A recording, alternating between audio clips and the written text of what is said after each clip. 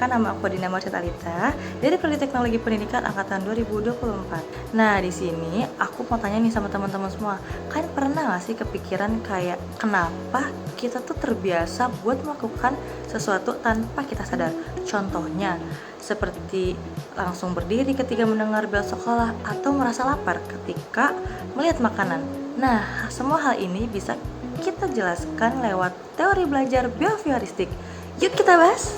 Teori belajar behavioristik adalah teori yang menjelaskan bahwa belajar adalah perubahan perilaku yang bisa diamati dan diukur. Artinya, seorang bisa dianggap belajar ketika ada perubahan nyata pada tindakannya, bukan hanya pada pengetahuan di pikirannya. Jadi, behavioristik ini berasal dari kata behavior yang berarti perilaku. Jadi, fokusnya ini bukan pada apa yang dipikirkan seseorang, tetapi bagaimana dia bertindak setelah menerima stimulus atau rangsangan dari lingkungannya. Sekarang yuk kita kenalan sama para tokoh-tokoh penting yang ada di teori ini. Yang pertama ada Ivan Pavlov. Pavlov menemukan konsep classical conditioning melalui eksperimen pada anjing loh teman-teman. Ia membunyikan bel setiap kali memberi makan anjing. Setelah beberapa kali, anjing itu melakukan air liur hanya karena mendengar bel meski tanpa makanan.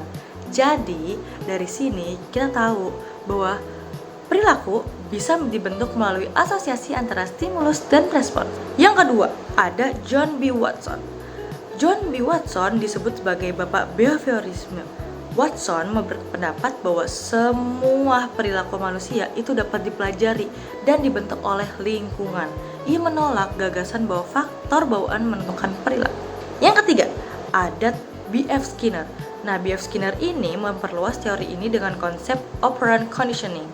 Skinner menegaskan peran penguatan atau konsekuensi terhadap perilaku. Jadi menurut Skinner ini, perilaku yang diberi reward akan cenderung diulang, sementara perilaku yang diberi punishment akan menurun. Nah, inilah yang disebut prinsip reinforcement. Nah, jadi ada 3 prinsip utama dari teori behavioristik. Yang pertama ada stimulus dan respons. Belajar terjadi ketika seseorang merespon rangsangan tertentu. Nah, yang kedua ada penguatan atau reinforcement. Seperti yang aku jelaskan tadi, perilaku yang diberi hadiah akan cenderung diulang. Yang ketiga, ada pengulangan atau repetition. Semakin sering dilakukan, semakin kuat perilaku yang terbentuk. Jadi, belajar dalam pandangan behavioristik itu seperti latihan kebiasaan, teman-teman. Semakin sering dilakukan dan diperkuat, semakin tertanam perilakunya.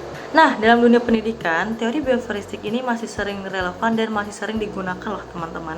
Nah, ada contoh beberapa penerapannya seperti guru memberikan reward berupa pujian, nilai tambahan, atau bintang pada siswa yang rajin mengerjakan tugas. Nah, memberikan punishment ringan seperti teguran jika siswa melanggar aturan, dan menggunakan drill atau latihan berulang untuk menguasai rumus, kosakata, atau teknik tertentu.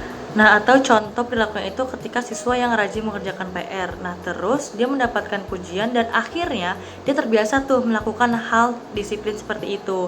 Atau sebaliknya juga nih teman-teman, kayak siswa yang sering ditegur karena terlambat. Nah, dia jadikan berusaha untuk datang lebih awal. Nah, teori behavioristik ini juga ada kelebihan dan kekurangannya nih teman-teman.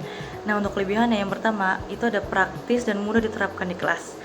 Yang kedua, efektif untuk membentuk perilaku atau kebiasaan tertentu. Dan yang ketiga, memberi dasar kuat bagi pembelajar berbasis reward.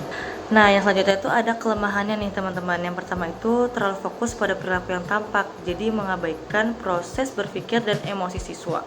Dan yang kedua, cenderung menciptakan pembelajaran yang pasif dan kurang kreatif nih teman-teman. Jadi kesimpulannya adalah, teori behavioristik ini mengajarkan bahwa belajar terjadi karena adanya stimulus, respons, dan penguatan.